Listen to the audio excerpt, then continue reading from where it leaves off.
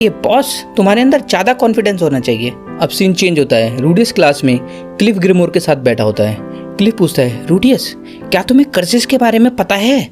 रूडियस बताता है, लाप्लेस ने अपना कर्स सुपर ट्राइब के भाले में ट्रांसफर कर दिया था, जिसकी वजह से सुपर ट्राइब के वॉरियर्स खून के प्यासे हो गए थे और इस हादसे के बाद पूरे सुपर ट्राइब को काफी सारा अत्याचार सहना पड़ा था। क्लिफ सीट से खड़ा हो जाता है, कहता है, क्या तुम सीरियस हो सुपर ट्राइब को लेकर? टीचर कहता है फिर क्लिफ बैठ जाता है। रूडियस कहता है, वैसे ये बात मैंने दूसरों से सुनी है। क्लिफ सोचता है, ट्रांसफर करना कर्स किसी चीज में, और कहता है, थैंक्स रूडियस, मुझे लगता है मुझे कुछ समझ आ गया। और फिर क्लास के बाद रूडियस लंच करता है और लंच के बाद नानाहोशी के साथ समनिंग एक्सपेरिमेंट करता है।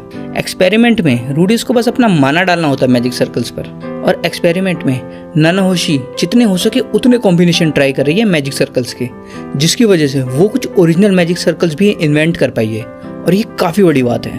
और आज भी वो दोनों एक मैजिक सर्कल पे एक्सपेरिमेंट करते हैं, लेकिन वो एक्सपेरिमेंट फेल हो जाता है। फिर रूडियस नानाहोशी से पूछता है, हम ये एक्सपेरिमेंट कर क्यों रहे हैं? नानाहोशी कहती है, अपनी दुनिया से किसी इंसान को समन करने के लिए, और अगर दूसरे शब्दों में कहूँ तो हम इसके बेसिक्स पर काम कर रहे हैं। रूडियस सोचता है, वैसे ये पॉसिबल तो नहीं होना चाहिए, लेकिन अगर वो किसी को समन कर लेती है तो वो वापस भेजने का भी मैजिक सर्कल बना लेगी। कम से कम नानाहोशी को तो ऐसा ही लगता है, और पूछता है, अगर तुम किसी को समन करोगी तो क्या टेलीपोर्टेशन डिजास्टर दोबारा नहीं हो जाएगा? नानाहोशी जवाब देती है, ऐसा ना हो इसलिए तो हम बेसिक्स पर काम कर रहे हैं।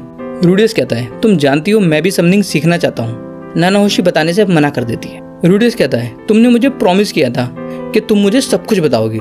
नानाहोशी कहती है, मैं एक चीज़ बताऊंगी तुम्हें इन एक्सपेरिमेंट्स के बाद, और वैसे भी जब एक्सपेरिमेंट्स हम खत्म कर देंगे तो जो रिजल्ट्स आएंगे उसका तुम पूरा फायदा उठा पाओगे, और मैं घर चली जाऊंगी। फिर रूडियस के सर पे किताब फेंकती है और कहती है, अगर तुम्हें इतना ही सीखना चाहते हो तो अपनी रिसर्च खुद कर लो। फिर रूडियस डिनर के बाद जूली को मैजिक लेसन देता है, लेकिन उसकी माना कैपेसिटी काफ़ी कम है, इसलिए वो मूर्तियों को फिनिशिंग नहीं दे पाती, तो फिनिशिंग के लिए वो उसे तराशना सिखाता है। रूडियस सोने से पहले सोचता है, इतना टाइम हो गया है मुझे यहाँ पर, लेकिन अभी तक मुझे इरेक्टाइल डिस्फंक्शन का इलाज नहीं मिला, और जब से नानाहोशी से मिला हूँ मैं लाइब्रेरी नहीं जा पा रहा, जिस वजह से मेरा फिर से मिलना भी नहीं हो पा